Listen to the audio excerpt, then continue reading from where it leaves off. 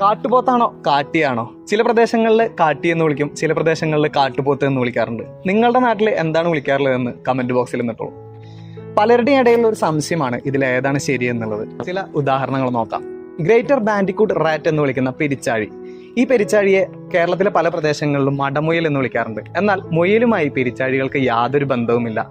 അതേപോലെ തന്നെ മുള്ളം പന്നി, പന്നിയുമായി മുള്ളം പന്നികൾക്ക് യാതൊരു ബന്ധവുമില്ല. എങ്കിൽ പോലും മുള്ളുള്ള പന്നികൾ എന്നുള്ള രീതിയിൽ മുള്ളം പന്നി എന്ന് നമ്മൾ പണ്ട് മുതലേ വിളിച്ചു വരാറുണ്ട്.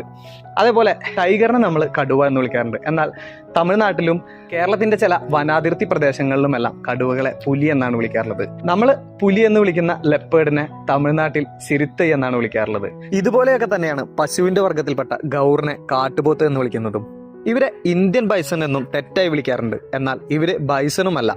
മറ്റൊരു പ്രശ്നം പറയാറുള്ളത് പോത്ത് എന്നാൽ മെയിലാണ്. അപ്പോൾ ഗൗറിന്റെ ആണിനെയും പെണ്ണിനെയും കാട്ടുപോത്ത് എന്ന് വിളിക്കുന്നത് ശരിയാണോ എന്നാണ്. ഇത്തരത്തിൽ പണ്ടുകാലം മുതലേ കേരളത്തിൽ വാമൊഴിയായി പ്രാദേശിക വ്യത്യാസങ്ങളോടെ വിളിച്ചു വരുന്ന പക്ഷി ജന്തു ജീവജാലങ്ങളുടെ പേരുകൾ പലപ്പോഴും ശാസ്ത്രീയമായ അടിത്തറയോടെ ഒന്നും നൽകപ്പെട്ടവയല്ല. ഇതൊരു പ്രശ്നമല്ല എന്ന് ചോദിച്ചാൽ ഒരു പ്രശ്നം തന്നെയാണ്. എന്നാൽ നിലവിൽ പേരുകളിൽ മാറ്റം വരുത്തുകയാണെങ്കിൽ പല ജീവികളുടെയും പേരുകൾ മാറ്റേണ്ടതായിട്ട് വരും.